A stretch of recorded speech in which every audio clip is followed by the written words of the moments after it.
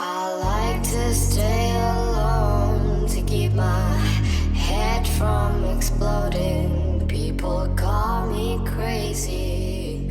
Well, they're just hope. This is Finding Satan, a Black Cat Collective podcast. Episode 2, The Long Way Around.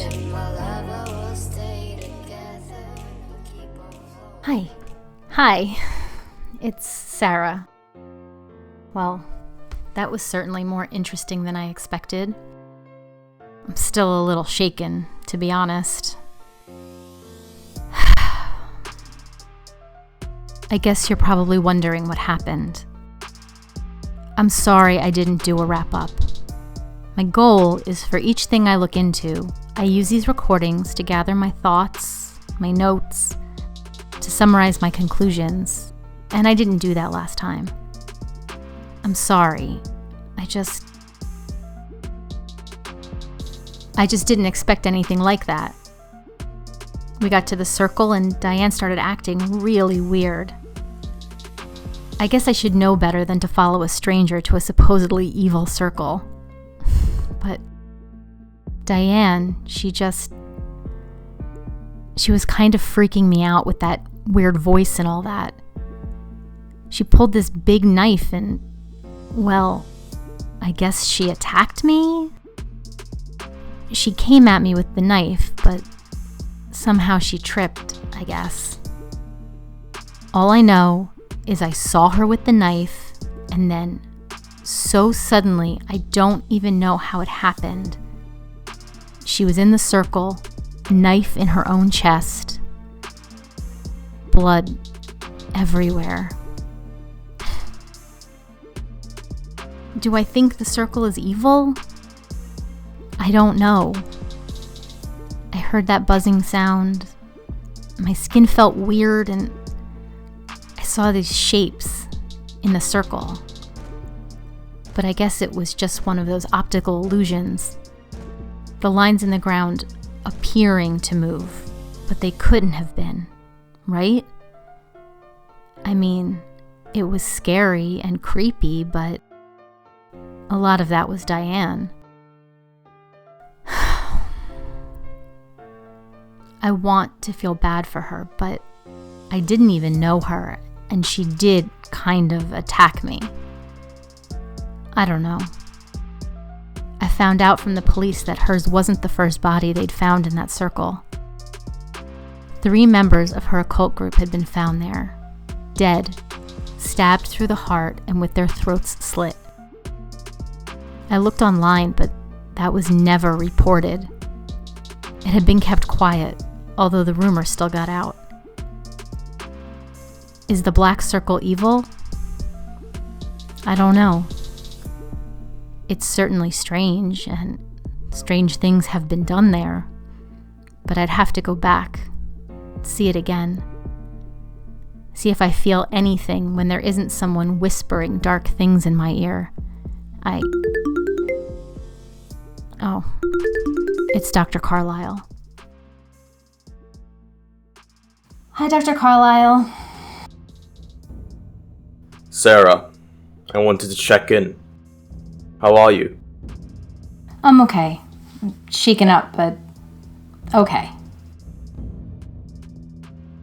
I was very concerned when you called me.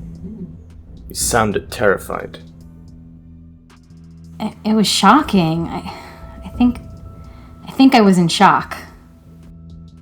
Well, hopefully the police weren't too hard on you. Oh, no. Sarah, I have to confess I'm somewhat disappointed. I thought we agreed you'd meet with Alan, create a research plan, and then update me. Instead, the next time I hear from you, you're in a park having done some sort of occult ritual with a dead woman. That's not exactly what happened. I assume Alan's advice to you wasn't to go off half-cocked and try to get yourself killed. No, of course not. I'm even more disappointed that you don't want to take advantage of this very valuable resource that I've found for you. I think you want to leverage an experienced, respected grad student to help you get started off correctly. Do you not want to work with him? No, please, I do want to talk to Alan again. It was good, but his style is just so different from mine. It's heavy research. It was just feeling a little dry for me. I wanted to go see something. I appreciate your enthusiasm, Sarah, but if you had taken the time to do your research, you may have uncovered the concerning history of Dan's occult group. If you had, I can only hope you wouldn't have chosen to go off into the woods with a potential murderess. Ouch. Yeah, a little research might have prevented that. You're right. So, why didn't you take the time to research, to think, to form a real plan? Because I need to feel it, Dr. Carlyle. Reading about it isn't enough. I need to know. As your thesis advisor, I must insist that you work with Alan and create an actual research plan. I do not want you rushing out or putting yourselves in harm's way. This is clearly news to you, but the sort of people who call themselves evil or Satanists aren't always the safest people to be alone with in the woods, especially in a location known for sacrifices and other occult rituals. So will you speak with Alan again? Yes, I will. I'm sorry. I really am. Good. Good. Just do this little course correction and you'll be back on track.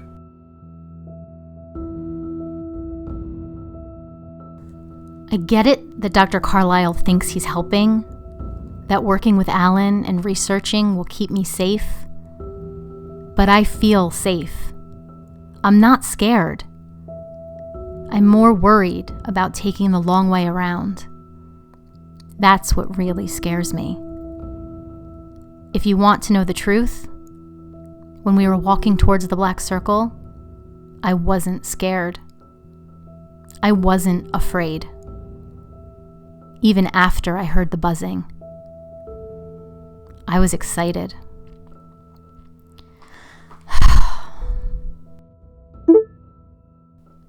Dr. Carlyle isn't wasting any time. Looks like I'm talking to Alan again this afternoon. I'm going to take a break until then.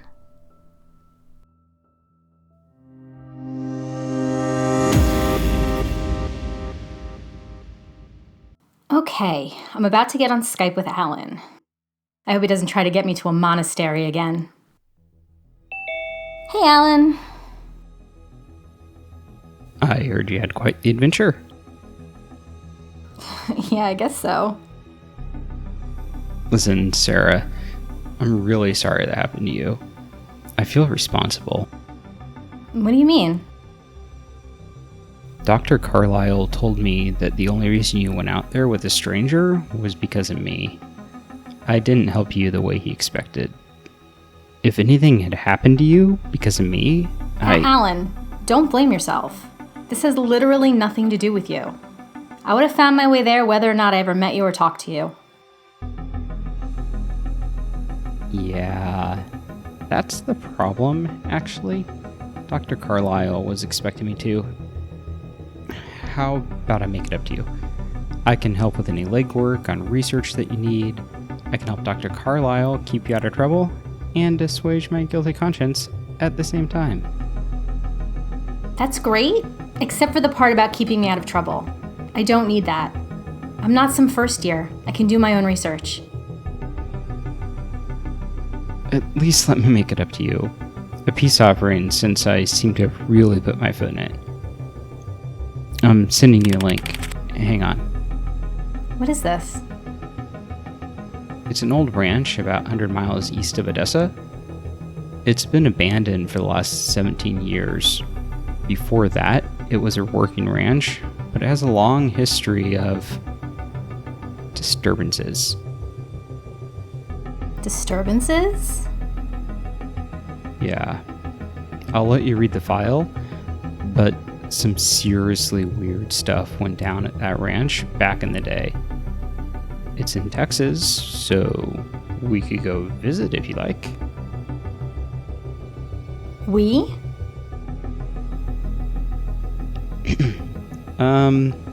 Yeah. Dr. Carlisle wanted me to go out to Texas. No thanks.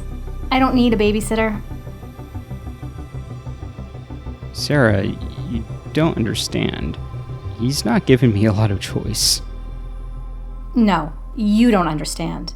I'm not giving you any choice. You are not coming to Texas. Stay in New York, research your monks or whatever. We are not the Scooby Gang. I'm not your research buddy, and I don't need a sidekick.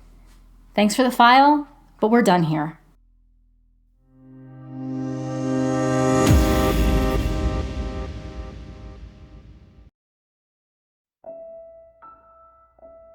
Jesus. Well, I guess I should at least read about this ranch. The Three Goats Ranch was established in 1828 by a settler named John Wyatt. The ranch flourished under John.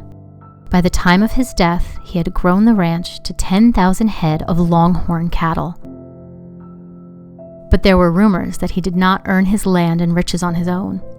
Rumors of blood sacrifices and other unsavory practices.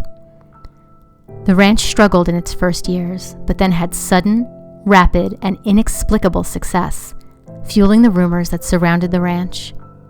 John was accused of stealing children from the ranch hands and servants and performing unholy rituals. These rumors continued until his eventual death in 1910. 1910.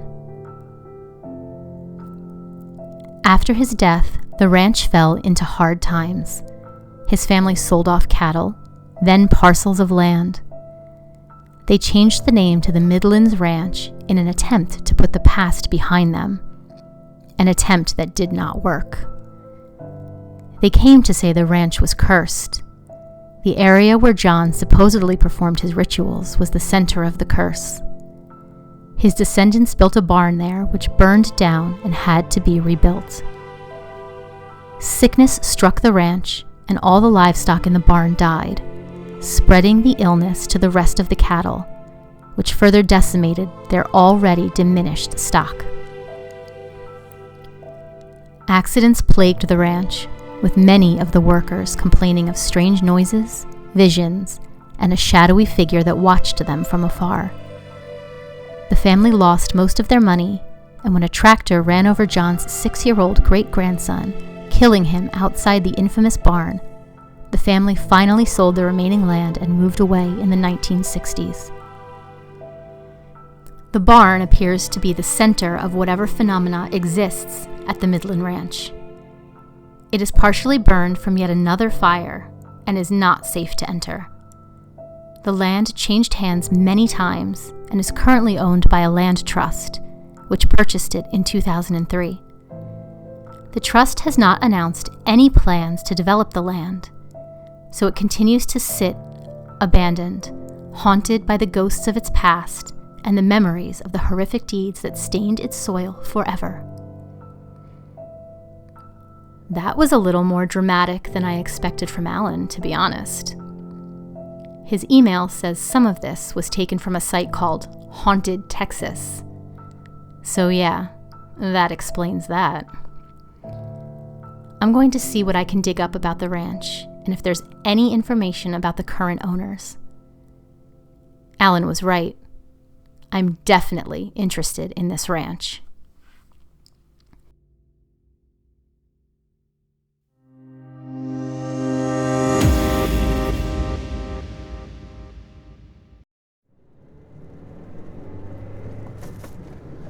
I know I kind of said I wouldn't do this again, but I'm totally doing this again. I couldn't find anything more about this ranch, so I'm going to see it for myself. The owners are just a series of companies. I couldn't get to an actual person, so honestly, I feel like no one's going to care. They won't even notice. I'll be there a little before the sun starts to set. I don't want to be there in the dark. Wow. There's a bunch of cow skulls on the fence posts. That's creepy. The road still has the ranch sign, even though the gates are broken and gone. Midlands Ranch. I can see the old house up the road, to the right. It's falling down, literally.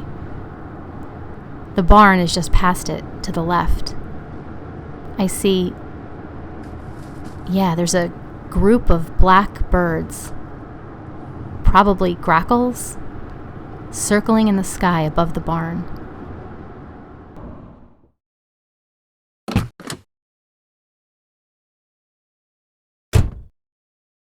There you are, old girl. There you are.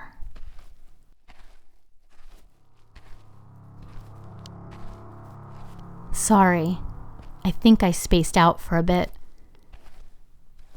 This thing is something. I don't want to get any closer. I don't know why.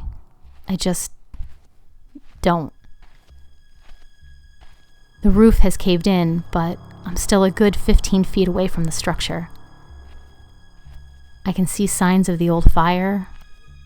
I can see the age. But it's not really about what I see. Not in this place. Not here. It's... There's a smell. There shouldn't be a smell.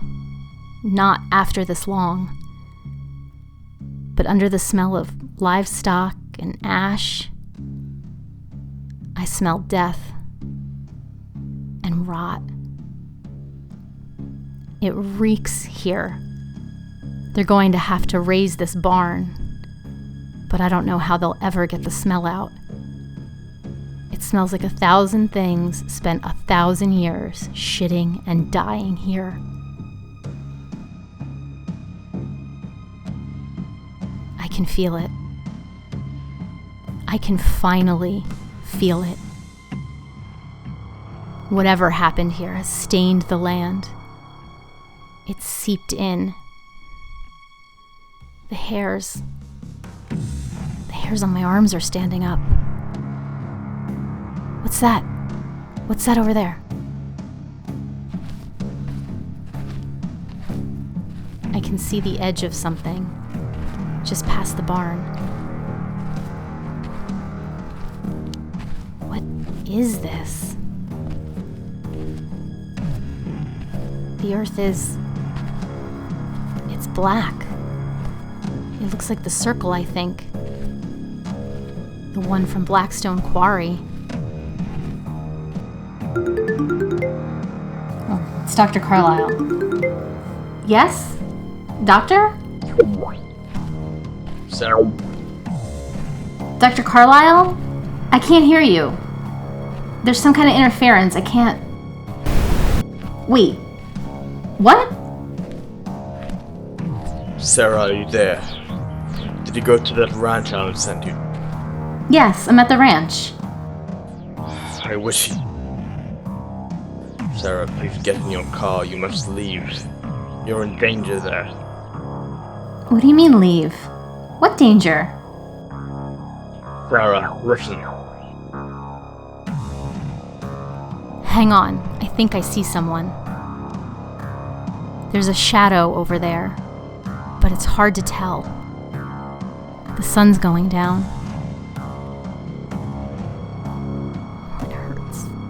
It hurts.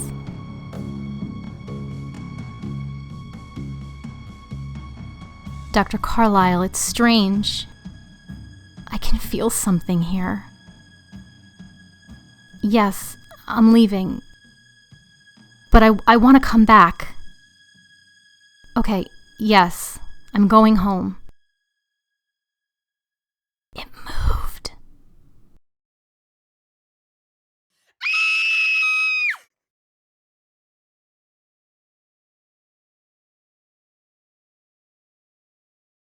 This is where the audio cuts out.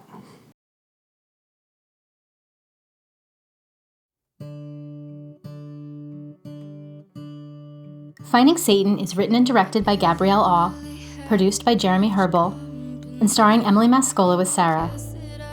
Special thanks to our actors, Emily Mascolo, Jeremy Herbal, Justin Nicolai, and Mike Scalero. Finding Satan is a Black Cat Collective production.